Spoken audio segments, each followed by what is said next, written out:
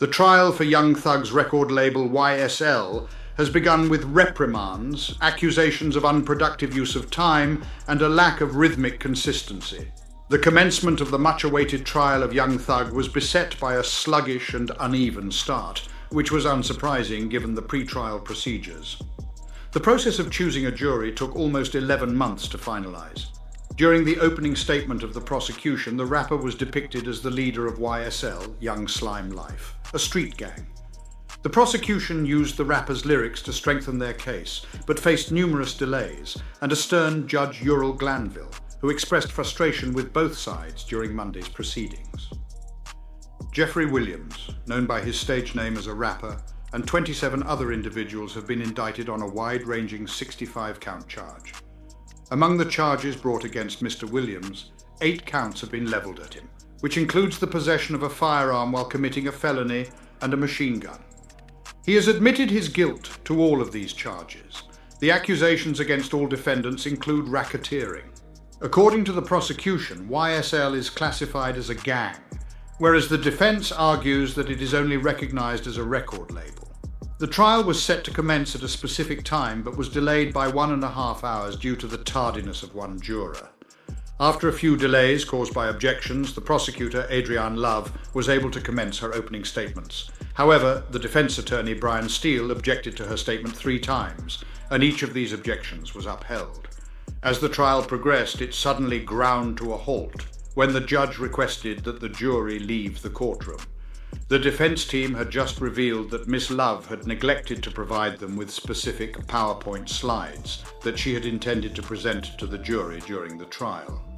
This revelation led to Mr. Steele filing a motion for a mistrial, which was ultimately rejected by the court. Upon returning from their lunch break, the judge reprimanded lawyers from both parties for what he deemed to be a 2-hour waste of time. Miss Love resumed her opening statement at last.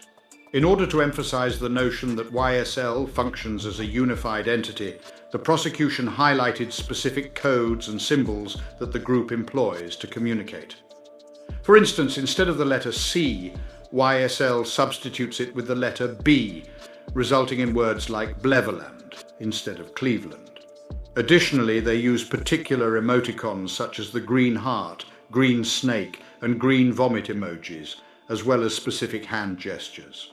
According to Miss Love, there are instances when members of YSL refuse to recognize themselves as a gang, but this occurs only when it is not in their best interests. She claims that the evidence demonstrates their vocal and unapologetic promotion of their illicit actions.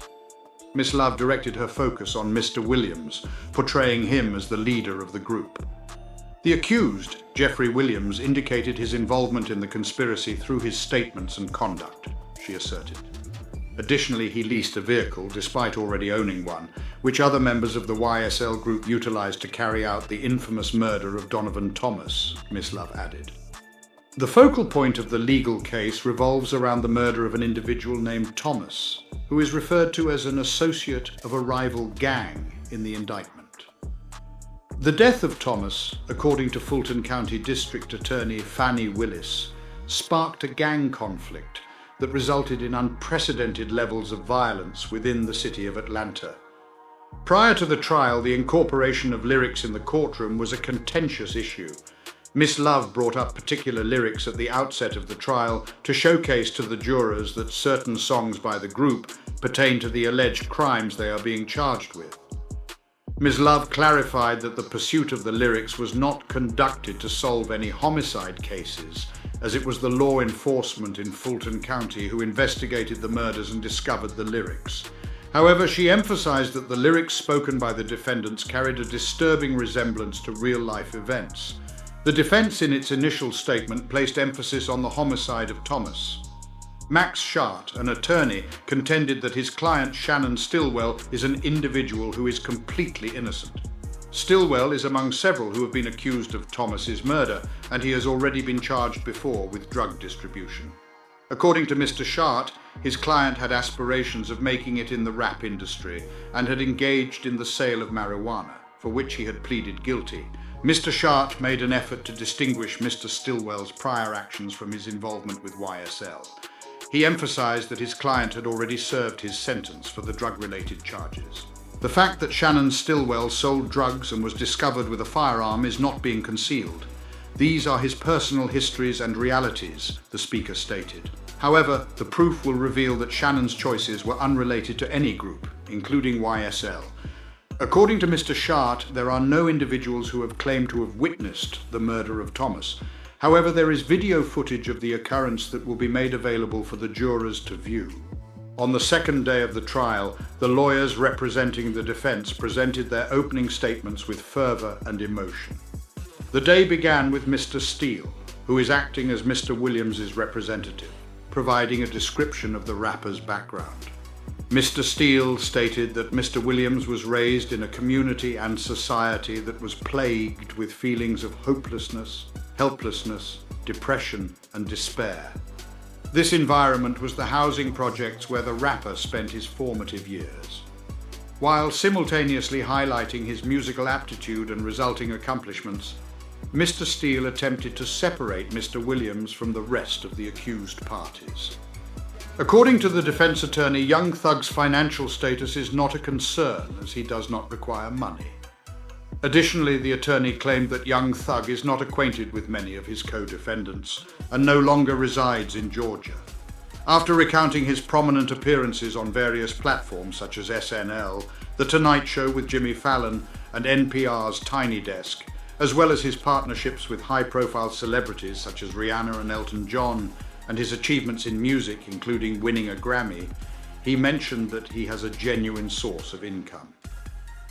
During the discussion, the subject of the beginnings of YSL was raised. Mr. Steele put forth the assertion that the origin of the name came from the YSL mark that was present on Yves Saint Laurent trousers, directly contradicting the prosecuting party's accusation that YSL is a criminal organization that is short for Young Slime Life. The lyrics have been a significant area of contention in this case, and Mr. Steele has described them as a form of artistic expression and a part of the rapper's constitutional right to free speech. In contrast, Miss Love recently emphasized that the lyrics hold an eerie weight in real-life situations. During the trial, various attorneys presented their initial statements to the jury, asserting that their respective clients were innocent of the charges brought against them.